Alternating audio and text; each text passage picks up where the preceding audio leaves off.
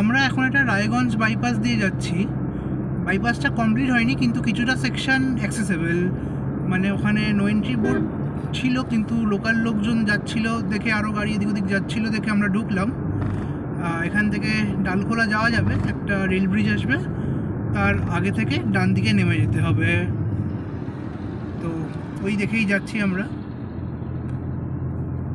তো রায়গঞ্জ বাইপাস থেকে আমরা এদিকে একটু নেমে গেলাম। এই সামনের গাড়িগুলো আমাদের রাস্তা দিকে নিয়ে যাচ্ছে। রায়গঞ্জ বাইপাসের যতটা সেকশনে এসছি বেশ অনেকটাই রাস্তা কভার হয়েছে, কিন্তু পুরোটা যেহেতু কমপ্লিট হয়নি, তো এবার এখান থেকে গিয়ে আমরা ডালখোলা যাওয়ার জন্য আবার যে রাস্তা, যেটা রায়গঞ্জ শহরের মধ্যে দিয়ে, ওই রাস্তায় গিয়ে উঠব। তো এটা একদমই নর্মাল একটা পাড়ার মধ্যে দিয়ে রাস্তা। কিছুটা যেতে হবে, গিয়ে তারপর আবার লেফট টার্ন নিয়ে উঠে একটা রেল ক্রসিং আছে। তো সবই দেখাচ্ছি।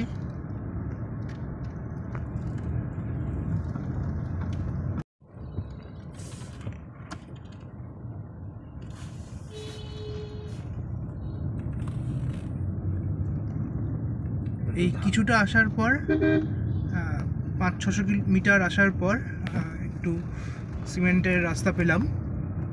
এবার মোটামুটি মনে হচ্ছে ঠিকই যাচ্ছি। দেখি এই সামনের গাড়িগুলোকেই ফলো করতে করতে যাচ্ছি আমরাও। গুগল ম্যাপসে এখন এই রাস্তাটা দেখাচ্ছে, তো নিশ্চিন্তেই যাচ্ছি।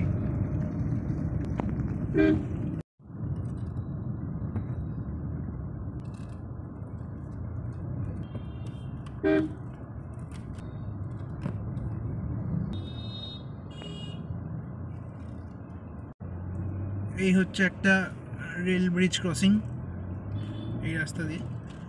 লাকিলি খোলাই আছে, তো খুব একটা প্রবলেম নেই। আর এই রাস্তাটা হচ্ছে ঠিক রায়গঞ্জ বাইপাসের প্যারালাল একটা ভিতরকার শহরের রাস্তা। তো একটু স্লো হবে, কিন্তু ওই বেটার দেন পুরো রাস্তাটাই রায়গঞ্জের মধ্যে দিয়ে আসাটা। তো আমি রেকমেন্ড করবো যে হাইওয়ে দিয়ে যতটা আসা যায় এসে তারপর ভিতরে ঢুকে আসা। অ্যান্ড সব রকমই গাড়ি যাবে রাস্তাটা দিয়ে মোটামুটি।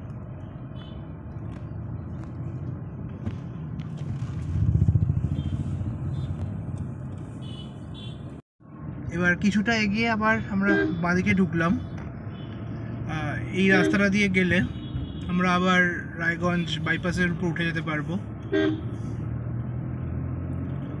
বাইপাসের পুরো সেকশনটাই কমপ্লিট, এক্সেপ্ট একটা ছোট পোর্শন কিছু কনফ্লিক্টের জন্য কমপ্লিট হয়নি। জাস্ট ওইটুকু পার্টকেই এই শহরের মধ্যে দিয়ে একটুখানি ম্যানেজ করে পাস করতে হবে। অ্যান্ড লোকাল লোকজনকে জিজ্ঞাসা করলে তারা খুবই হেল্পফুল, সেটা করেও অনেকে রাস্তাটা চিনে যেতে পারবে। আমরা যেমন লোকাল লোককে জিজ্ঞাসা করেছি, অ্যান্ড সামনে যেই দুটো গাড়ি যাচ্ছে এরাই আমাদের গাইড করে নিয়ে যাচ্ছে। এই দেখো আমরা আবার ওই বাইপাসের তলায় চলে এলাম। এবার এখান থেকে আবার বাকি সেকশনটাতে উঠে যেতে পারবো। গুগল ম্যাপস আমাদের রায়গঞ্জের ভিতরের রাস্তা দেখিয়েছিল, তো ওটার থেকে এই রাস্তাটা অলমোস্ট 40 মিনিটস ফাস্টার হলো। তো মানে অনেকটাই একটা বড় সেকশন একটু অ্যাভয়েড করা গেল। আশা করছি হয়তো সামনেই এই রায়গঞ্জ বাইপাস কমপ্লিট হয়ে যাবে, তাহলেই পুরো NH34 আর NH12 যেটা পুরো সেকশনটাই কলকাতা শিলিগুড়ি একদম পারফেক্ট কন্ডিশন। তো এই আমরা আবার উঠে পড়লাম এক্ষুনি বাইপাসটাতে, অ্যান্ড হেন্স কন্টিনিউ করবো আবার এখান থেকে।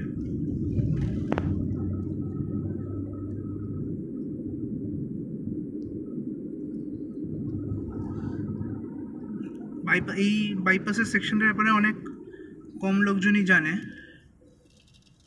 তো এই ভিডিওতে আমরা এটাই দেখিয়ে দিলাম যে ভিতর দিয়ে রাস্তা আছে, কারণ অনেকটা টাইমই সেভ হলো। আর পুরো ডেজার্টের একটা হাইওয়ের মতোই লাগছে।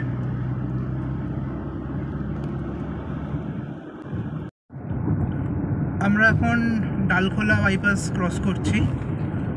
আর ডালখোলার আগে যেই সব জ্যামগুলো হতো বাইপাস না থাকার জন্য, রেল লাইন ক্রসিং, তারপর ট্রাকের জ্যাম, সেগুলো তো মানে যারা গেছে তখন তারা জানবে। তাছাড়া এখন মানে কোনো গাড়িই নেই রাস্তায়, পুরো খালি, আমরা একাই যাচ্ছি মনে হচ্ছে, আর 2-4 জন লোকাল এদিক ওদিক, মানে এত খালি রাস্তা। এখন দুপুর 3:15 বাজে, এরকম খালি কখনো দেখিনি। কিন্তু একটা ট্রাক তাও নেই বললেই চলে, আর লোকাল এদিক ওদিক, ব্যাস। আর এত সুন্দর স্মুথ প্রপার 4 লেন হাইওয়ে, মানে জার্নিটাও খুব এনজয়েবল আর কমফোর্টেবল হয়ে যায়।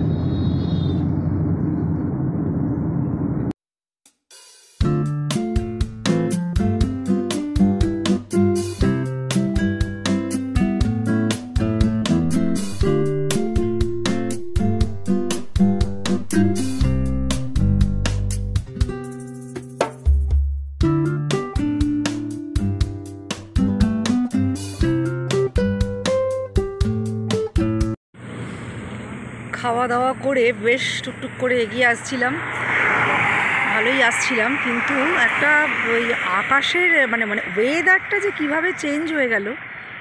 সকাল থেকে দারুণ একটা ওয়েদার, তারপরে হঠাৎ করে দেখো আস্তে আস্তে আকাশ পুরো কালো হয়ে যাচ্ছে একদম। এটা দেখেই না এরকম একটা ভয় লাগছে, যেন মনে হচ্ছে এই ঘুরতে যাওয়াটা নষ্ট হয়ে যাবে না তো।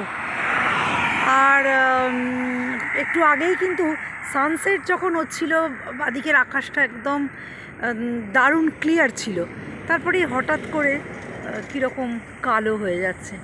মনটা একটু খুঁতখুত করছে, কারণ বেড়াতে এসে তখন এই বৃষ্টি একেবারে ভালো লাগে না। বেড়াতে এলে মনে হয় কি বেশ ফ্রেশ ওয়েদার হবে।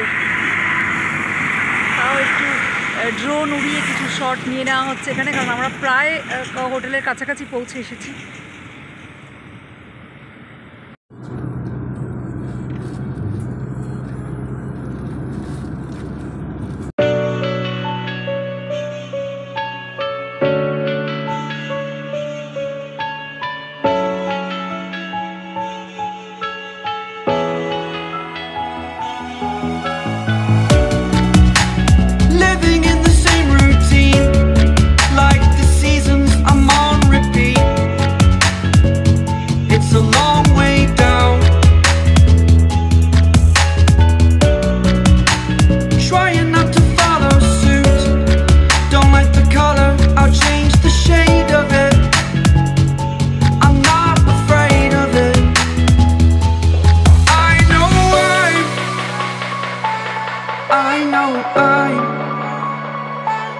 Holding on to this, holding on.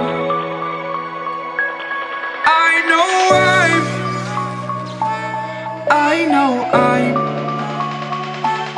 holding on to this, holding on. Don't let me repeat it.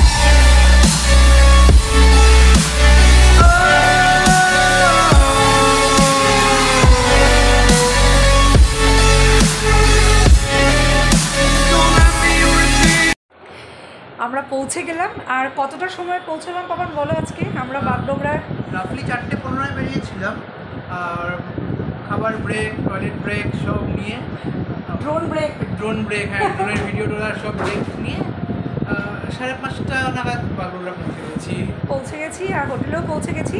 হোটেলটাও তোমাদের ঘুরিয়ে দেখালাম। মানে হোটেলটা ব্রেক না নেওয়া হয় তাহলে মানে অ্যারাউন্ড 12.5 আওয়ার্সে শিলিগুড়ি পৌঁছে যাওয়া যাবে। হ্যাঁ, শিলিগুড়ি পৌঁছে যাওয়া যাবে। যাই হোক, তো আর হোটেলও পৌঁছে গেছি, দাস হোটেল। হোটেলটা মোটামুটি মানে একটা রাত্রির থাকার মতো ভালো, ঠিক আছে। তো জাস্ট এসে পৌঁছেছি। এবার আজকে রাত্রে সেরকম কোনো প্ল্যান নেই, ডিনার করব আর একটু রেস্ট করব, ডিনার করব আর ঘুমিয়ে পড়বো। আর কালকে কত সকালে বেরোতে পারি, গ্যাংটক যেতে কতক্ষণ লাগলো, বা কী থাকছে সব কিছুই তোমাদের সঙ্গে শেয়ার করব।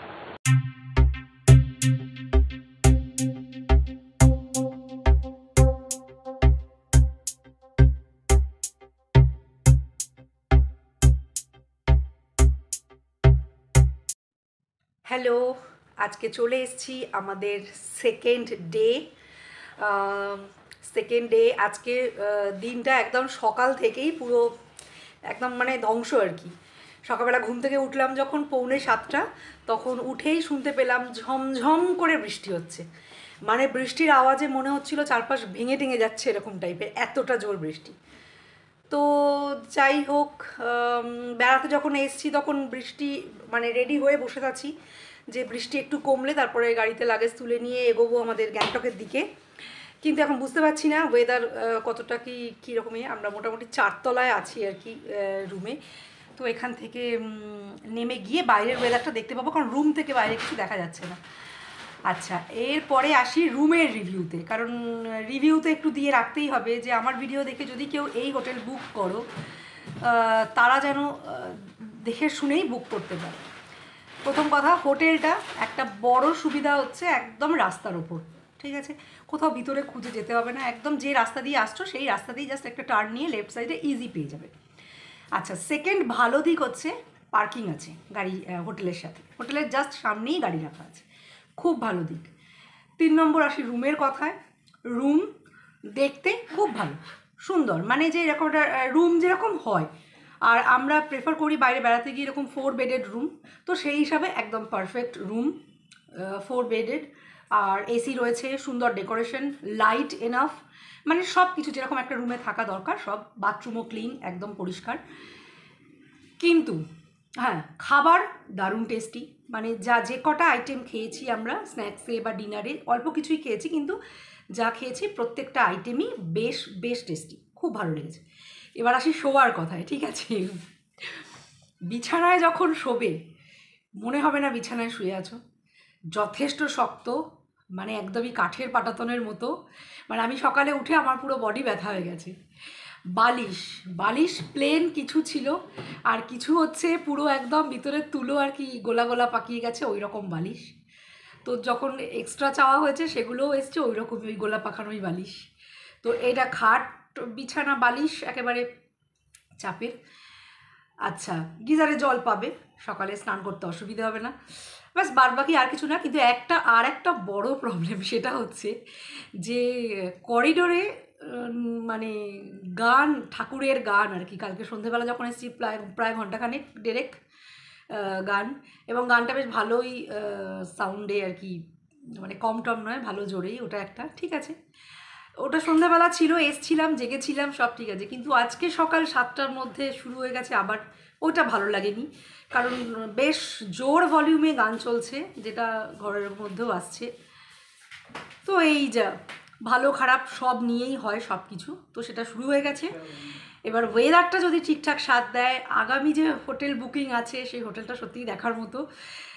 তো চলো, আমরা রেডি হয়ে গেছি, এবার আমরা চেক আউট করে আমরা বেরিয়ে যাব, রাস্তায় ব্রেকফাস্ট করব, বা বাকি প্ল্যান কি আছে সব তোমাদের সঙ্গে শেয়ার করব।